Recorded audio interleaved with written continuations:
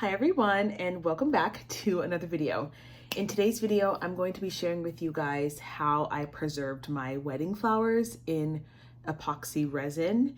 And so I have a few different molds that I used. I had some white and pink roses, only a few. Most of my roses were yellow and white, so that's what I preserved.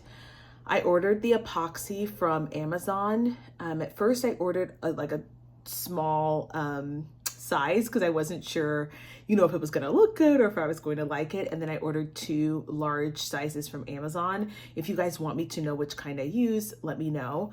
I did also order a pair of black gloves. I made sure that there was ample circulation in the house.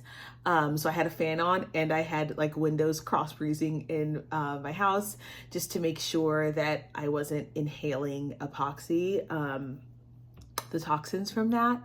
So anyway, the first thing I did, which I made a video about already, was I put my flowers in silica beads the day after my wedding and put them in there for 2 weeks, mostly because I was on honeymoon in Jamaica. So I didn't have them for a while anyway. So I let them dry. And then when I realized that they were completely dry, there was no moisture whatsoever, I started the epoxy process. You can, but you should not epoxy flowers with moisture because they can mold. I'm going to experiment with that because they just look so much better when they're fresh.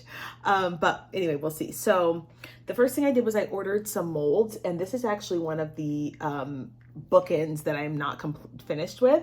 So you guys can take a look here. This is one of the silicone molds that I used. I still have to do one more layer. You guys can see here that there's space, which means that I could do another layer. I will have to grind down these flowers just a bit in order to make them flat and flush, but here is the first set. And then I actually have the other one right here. Oh, wrong way. Ooh, the back looks awful. But so these will be bookends that we will use. So I used some gold flakes. I'll put this up close so you guys can see it.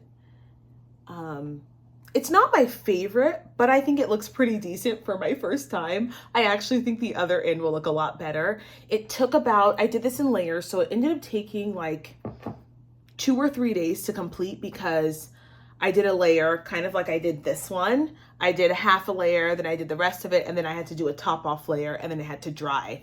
And depending on the kind of epoxy you get, it could take a while. It took about 24 hours for these to get hard, and then for it to actually be, rock solid, it was like at least, 7 days. So anyway, I'm excited. I love the way this looks. I just think it's such a unique piece. And as I said, I didn't waste my wedding flowers, so I feel good about that. Now, I had a ton of flower petals left over from my bouquet and also my, oh gosh, you guys, centerpieces.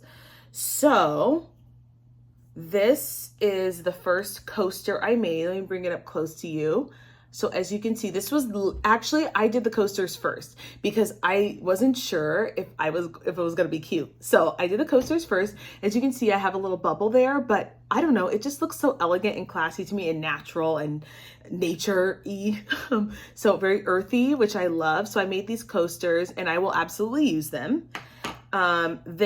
So I have 2 of these, but I just thought I'd show you guys this. And then, like I said, I had so many petals that here is, I don't know if you guys can see that very well, but those are flower petals from my bouquet and my centerpieces. And this is a tea candle holder. So if we want to have like mood lighting, or I want to put candles around the bathtub when I'm doing my magnesium soak, I made a couple of candle holders with the petals. So you guys can see the rose petals there. And again, these were like experiments because I had no idea, really, truthfully, I didn't know what I was doing.